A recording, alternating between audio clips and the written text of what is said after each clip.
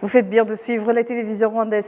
C'est toujours un plaisir de vous retrouver pour cette nouvelle édition de ce jeudi. Le président de la République, Paul Kagame, vient de clôturer sa visite de 2 jours au Botswana. Ce jeudi à Gaborone, la capitale, le président Kagame a visité l'usine de traitement des diamants dénommée Diamond Trading Company Botswana.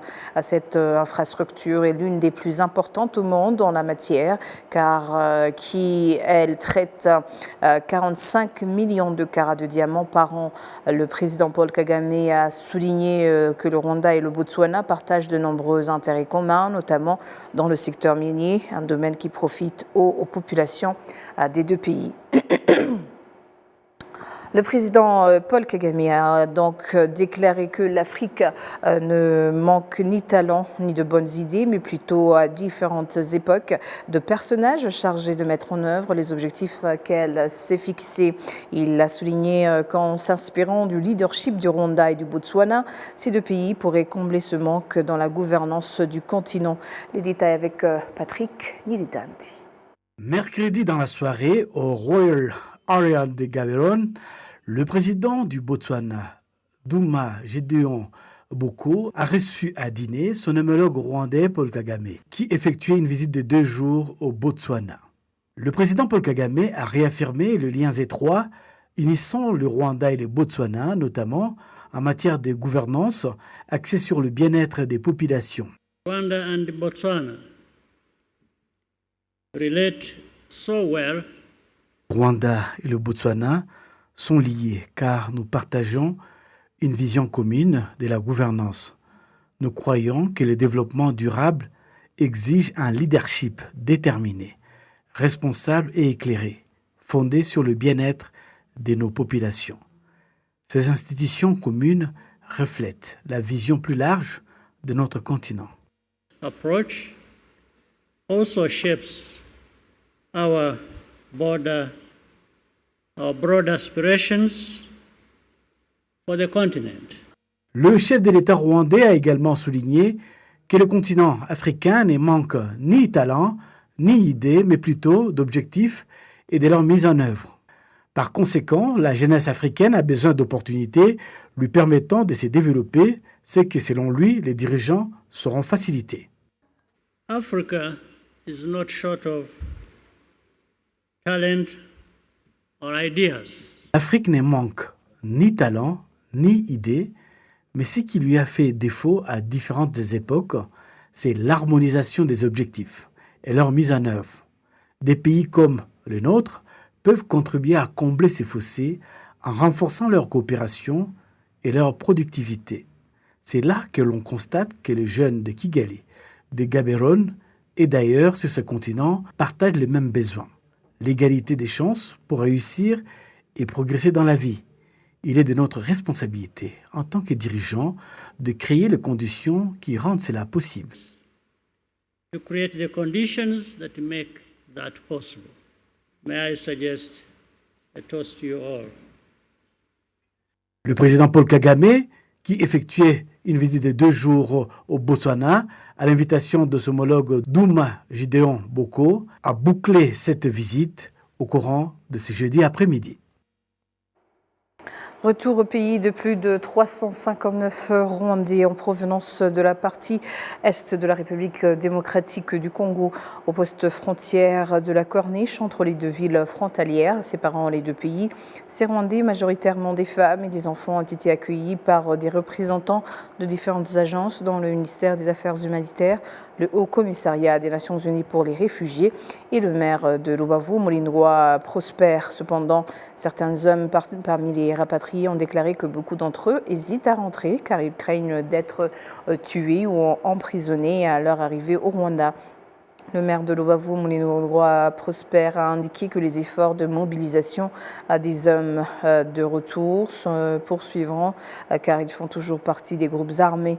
La plupart des Rwandais de retour sont originaires des districts de Rubavu, Rutsiro, Ngororero et Musanze.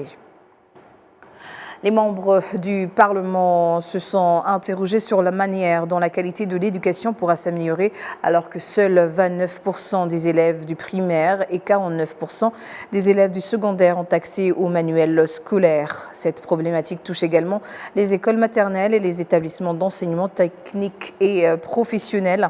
Ces constats figurent dans le rapport de l'Office de l'auditeur général des finances de l'État pour l'exercice clos 30 juin 2025. Les détails avec Jean-Benoît Michel. Présentant ce rapport devant la séance conjointe de deux chambres du Parlement, l'auditeur général des finances de l'État, Alexis Kamhire, a indiqué qu'entre 2022 et 2025, le gouvernement a acheté plus de 3 millions de manuels scolaires, notamment pour les mathématiques, le français, l'anglais et d'autres matières destinées aux écoles primaires et secondaires. Cependant, une grande partie de ces ouvrages reste stockée depuis plus d'un an dans les entrepôts des prestataires ainsi que dans ceux du Conseil de l'éducation de base du Rwanda, REB.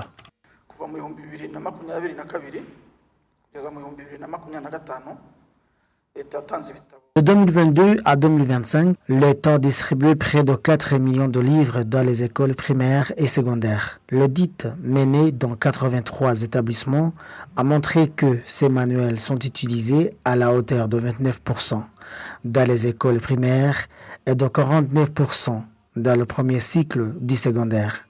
Cela explique le faible niveau d'utilisation des livres.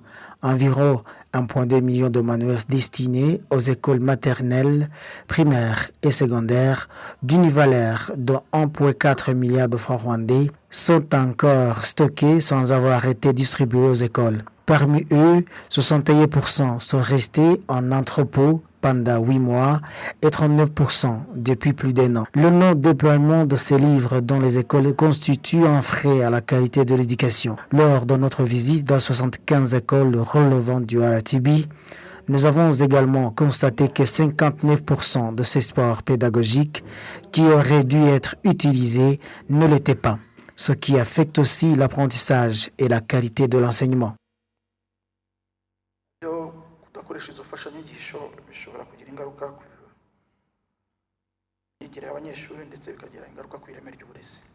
Les parlementaires se sont alors demandé comment la qualité de l'éducation pourrait progresser alors que les livres, pourtant financés à grands frais par l'État, ne sont pas utilisés.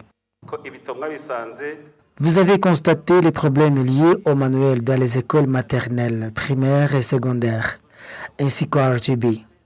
Les livres sont produits, payés et disponibles, mais ils ne sont pas utilisés. Après vos recommandations, quelles mesures concrètes les institutions concernées sont-elles engagées à prendre?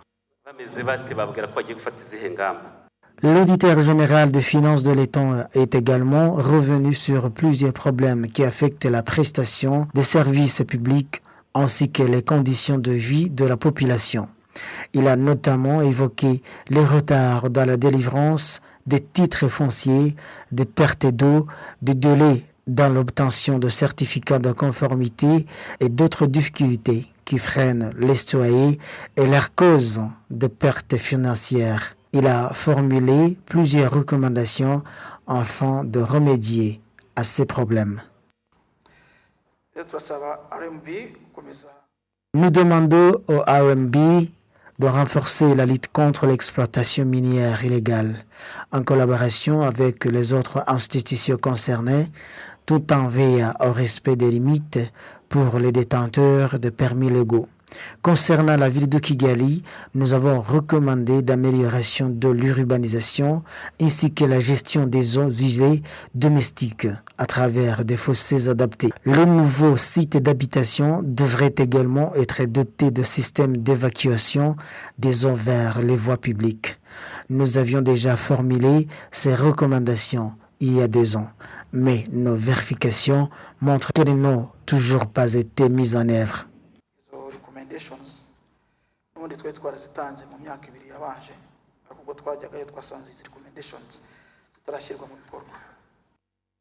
Au cours du dernier exercice budgétaire, l'Office de l'auditeur général des finances de l'État a formulé 4 566 recommandations relatives à la gestion des finances et du patrimoine public. Toutefois, seuls 65% de ces recommandations ont été pleinement appliquées. 15% l'ont été partiellement, tandis que 20% n'ont pas été exécutés. Les parlementaires ont demandé que les mesures soient prises en fait que les institutions qui refusent d'appliquer les recommandations soient tenues responsables. En province de l'Est, dans le district de Niagatare, les habitants ont été raccordés à l'électricité dans le cadre d'un projet visant à alimenter 11 000 foyers de ce district. En secteur Guimiaga, à 5 km de la route goudronnée de Kaweza, les habitants attendaient l'électricité depuis plus de 30 ans et sont ravis de la voir enfin arriver chez eux. Il y a 2 ans, 8 des 14 secteurs de ce district ont entamé les travaux d'électrification. Cette année fiscale, plus de 11 000 foyers devaient être raccordés et 10 000 le sont déjà. Grâce à ces progrès qui permettent de sortir les habitants des ténèbres, les travaux d'électrification des zones résidentielles ont endommagé les biens de 1800 foyers en district de Niagatare. REG a indiqué que les indemnisations débuteront en juillet prochain. Par ailleurs, suite à la hausse des prix des carburants, 700 éleveurs utilisant du diesel pour leur élevage seront également raccordés à l'électricité dans les 2 prochains mois. L'Office rwandais de développement de l'agriculture et de l'élevage, connu sous le sigle RAB, a affirmé que le centre de recherche consacré à la technologie de l'ADN, actuellement en construction au Rwanda, devrait contribuer à résoudre plusieurs défis, contribuer à résoudre notamment ceux qui freinent la productivité agricole. Plus de détails avec Jean-Benoît Michel. Ces échanges ont réuni le RAB, des enseignants de l'Université du Rwanda, du Collège de sciences et de technologie, ainsi que des étudiants en biotechnologie.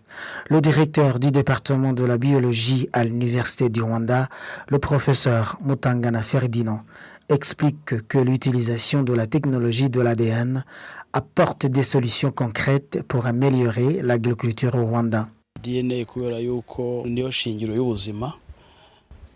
L'ADN constitue la base même de la vie et représente une solution aux problèmes que nous rencontrons dans le domaine de la santé, dans le domaine de l'agriculture et plus largement dans tout ce qui touche à la vie. Avant même de multiplier les semences, tout commence par la recherche et c'est justement ce qui se fait déjà à l'ISAR aujourd'hui.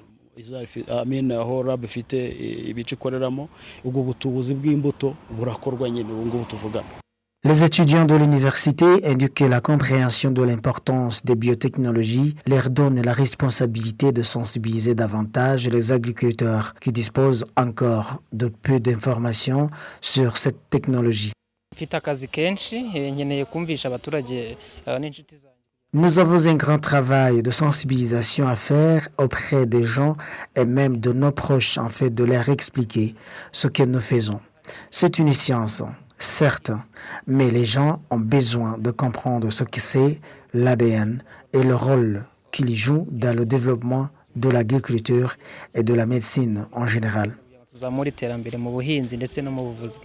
Coordinateur du programme de recherche sur les cultures, racines et tubercules au sein de RAB et également responsable du forum OFAB, spécialisé dans les technologies modernes de modification génétique des plantes, le docteur Ndou Mouremi Athanase affirme que ce centre en construction jouera un rôle important dans la résolution des problèmes qui affectent le secteur agricole.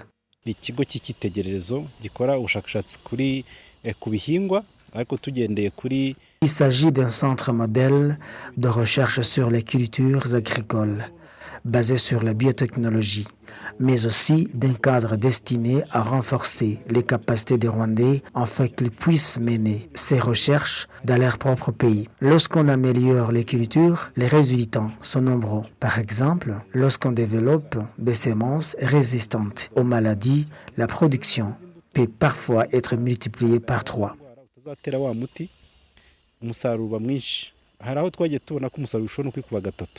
Au Collège des sciences et technologies de l'Université du Rwanda se poursuivent des activités consacrées à la semaine de l'ADN. Ces rencontres devraient permettre aux enseignants et aux étudiants d'approfondir leurs connaissances et de renforcer la coopération dans le domaine de la recherche scientifique.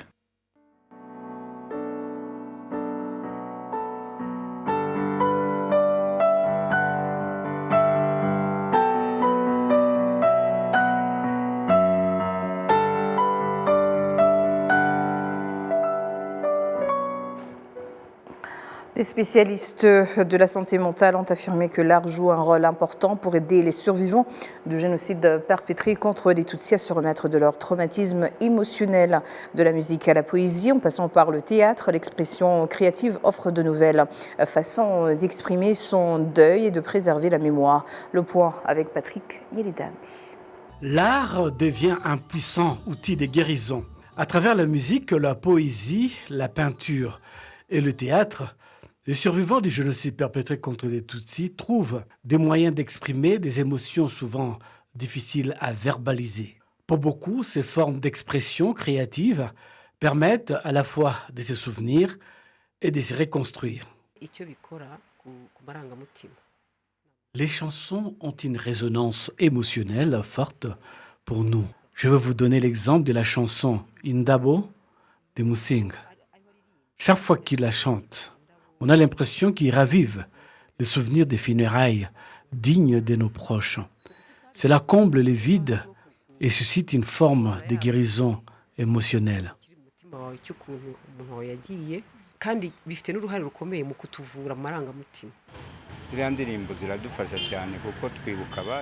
Ces chansons nous sont d'un grand secours car elles nous permettent de nous souvenir de nos proches, de leur rendre hommage et d'apaiser notre douleur.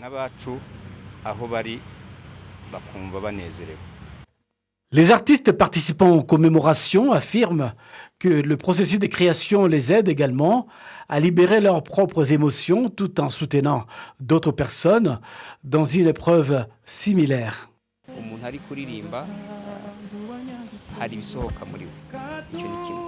Chanter, c'est littéralement libérer des choses qui sont enfouies en nous.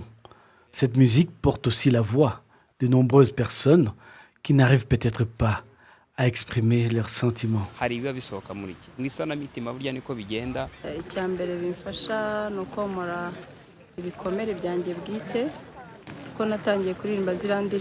Ces chansons me guérissent avant tout.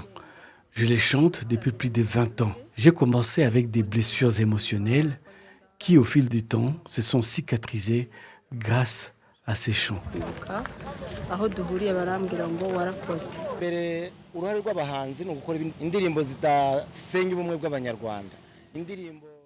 Le rôle des artistes est de créer des chansons qui contribuent à l'unité nationale.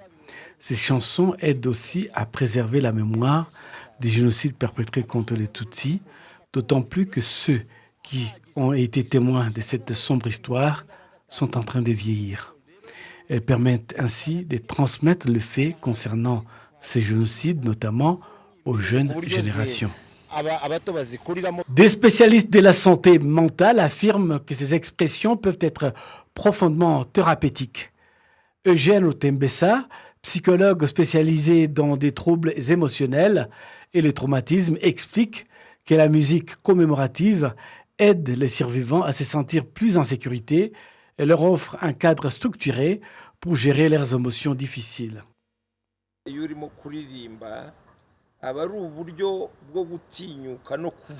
Chanter est une autre façon d'affirmer ses sentiments et de les exprimer de manière mélodieuse.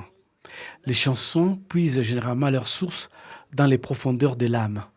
C'est pourquoi, dans ces chansons, on peut entendre parler des victimes des Nyaruguru, et je peux me sentir concerné par ce qui est arrivé aux victimes des Rwamagana. Au final, nous nous retrouvons tous dans la chanson. Les autorités affirment que l'impact dépasse le simple cadre de la guérison individuelle. Le ministère de l'Unité nationale et de l'engagement civique souligne que les arts jouent également un rôle essentiel dans la promotion de l'unité et la préservation constructive de l'histoire du pays. Les artistes exercent une influence considérable sur les commémorations, car lorsque nous nous souvenons des sombres passés du génocide perpétré contre les Tutsis, ils expriment leur art à travers des chants et des poèmes pour créer des images mentales et susciter des moments de réflexion. Le ministère ajoute que toutes les œuvres artistiques commémoratives sont examinées avant leur diffusion afin de garantir que leur message soit exact, respectueux et contribue à l'unité et à la résilience.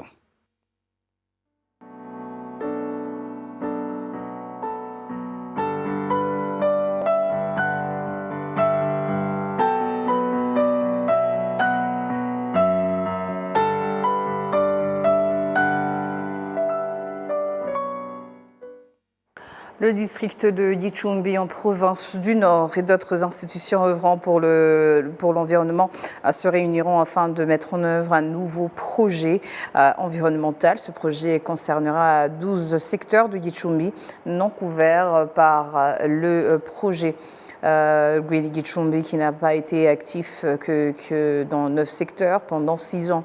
Des terrasses ont été construites sur le flanc des montagnes. De nombreux arbres ont été plantés. Des villages ont été aménagés pour reloger les habitants des bidonvilles. Des poêles à bois à économie d'énergie ont été fournis, les habitants ont été sensibilisés à la protection de l'environnement. Toutes ces actions menées dans le cadre du projet Green Gicumbi ont transformé la vie des habitants de Gicumbi ces 6 dernières années, au point que des rapports ont été publiés montrant que ce district est le premier du pays à bénéficier d'un air pur. Le 29 mai dernier, Green Gicumbi prendra fin définitivement. Les institutions environnementales ont commencé à se concerter afin d'étudier un projet similaire qui serait mis en œuvre dans les 12 secteurs de Gicumbi, non encore couverts par Green Gicumbi. Le ministère de l'administration locale salue le rôle de Green Gicumbi dans l'amélioration des conditions de vie des habitants de ces 9 secteurs, mais y a également contribué. Dans le cadre de ce nouveau projet, le ministère encourage les habitants à se l'approprier. Ce nouveau projet, encore en phase d'étude avant son approbation, sera mis en œuvre dans 12 secteurs avec des activités similaires à celles menées par Green Gicumbi dans les 9 autres secteurs. Green Gicumbi a investi 32 millions de dollars américains. Le ministère de l'Éducation a annoncé qu'il continuerait d'investir dans la construction de nouvelles salles de classe et la rénovation des anciennes salles de classe afin de remédier au problème de la surpopulation scolaire qui persiste dans certains établissements scolaires. Plus de précisions avec Patrick Niledandi. Arabié a visité le complexe scolaire de Kagarama, situé en secteur Kinyinya du district de Gassabo. Les élèves profitent d'un moment de détente après le déjeuner. Cet établissement compte 43 salles de classe et fait partie des plus de 20 000 salles de classe construites par le gouvernement pour réduire la surpopulation scolaire et éviter aux élèves de longs trajets. Bien que le gouvernement ait tout mis en œuvre pour résoudre le problème de surpopulation dans le salle de classe et éviter aux élèves des longs trajets pour étudier, ces problèmes persistent dans certaines régions. C'est le cas par exemple à Kagougou, où au moins un établissement compte plus de 100 élèves. Certains directeurs d'école constatent que lors de la construction des nouvelles salles de classe, une attention particulière est également portée à leur emplacement et à leur densité. Le ministre de l'Éducation, Joseph Sengimana, explique que le gouvernement entend poursuivre la construction de nouvelles salles de classe et la rénovation des anciennes. De la maternelle à l'université, le Rwanda compte plus de 4,5 millions d'élèves et étudiants, soit un tiers de sa population. Le plan de développement quinquennal NCT2 prévoit que d'ici 2029, chaque salle de classe n'accueillera pas plus de 30 élèves. Pour atteindre cet objectif, le ministère de l'Éducation prévoit la construction de plus de 37 000 salles de classe pour les écoles maternelles et primaires et la rénovation de plus de 12 000 salles de classe existantes à travers le pays pour un coût total supérieur à 680 milliards de francs rwandais. Et c'est sur ces images que nous clôturons cette grande édition. Au nom de toute l'équipe qui a contribué à sa réalisation, je vous remercie. Bonne poursuite des programmes de la télévision rwandaise.